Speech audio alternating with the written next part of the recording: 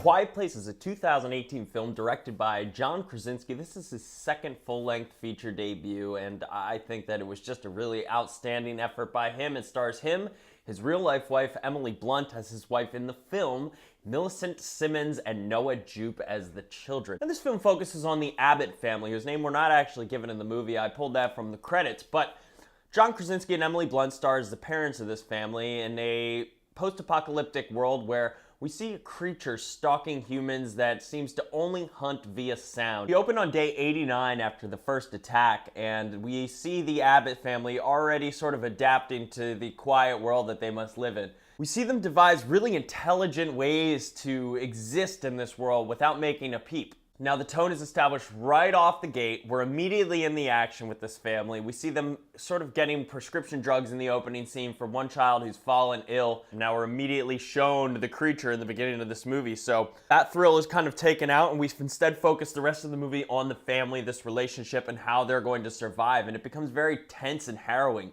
This film is not necessarily scary. I think a lot of people are going to be scared off by this.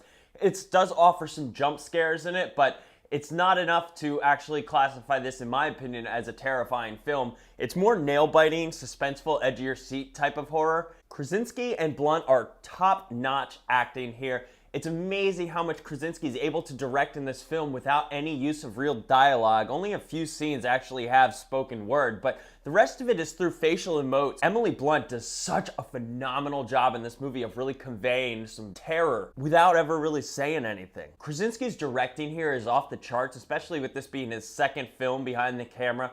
He really is able to pull so much, especially out of these child actors, where, you know, using child actors so heavily can sometimes be tiptoeing the line between a failure of a film, and ultimately the child actors in this brought such a level of talent and grace to this, Millicent Simmonds and Noah Jupe, that the film is actually better for their performances. They're so strong in this, and they convey so much without saying anything. Now, Millicent Simmonds, the actress who plays the young girl in this, is actually deaf, and as is the character she plays in this film. That's not a really spoiler. They establish that right off the gate, but one brilliant thing that Krasinski does in this film is the ambient sound when the camera focuses on any other character is there, but it's cut out when we go back to Millicent Simmonds' character, so you actually get a sense of how she can't hear anything in this world, which makes the fact that the monsters feed off of sound a little bit more harrowing when we focus on her character. There are a couple scenes in this film where your entire theater is going to groan in unison. I know mine did. It is so tense, nail-biting, anxiety-ridden, and it never lets up. It's only an hour and a half, so it's definitely a nice, concise, neat little story. It's a unique thrill ride of an experience that you're not going to get in any other film. The creature design in this was outstanding. I thought that the monster, which you see pretty frequently throughout the movies, it's not a situation where you're sort of wondering what this monster is going to look like.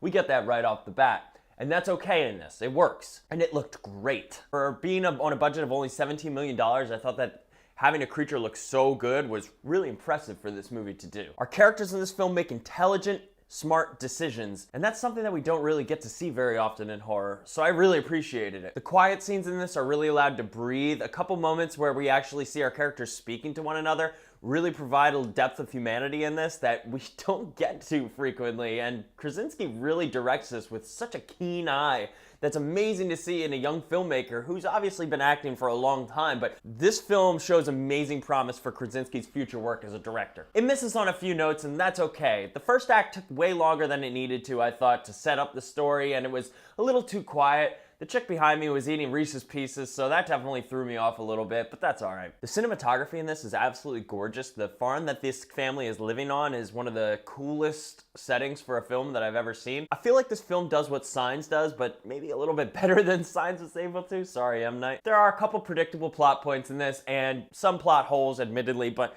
it really doesn't detract from the film. You do notice them, but it's not enough to make you dislike it, and I felt constantly engaged. The reveal at the end was satisfying enough. I could have used a little bit more from that, but I enjoyed what I got, and I thought that the ending was pretty badass. Definitely can't wait to see what John Krasinski brings next to the table. This is such a great outing for him, and I can't wait to see what he does in the future. This film is getting an 8 out of 10 from me, you guys. It is a very solid film. I think it's one of the best films so far this year. It's very intelligent, and I liked the way that it did a lot of the things that it did.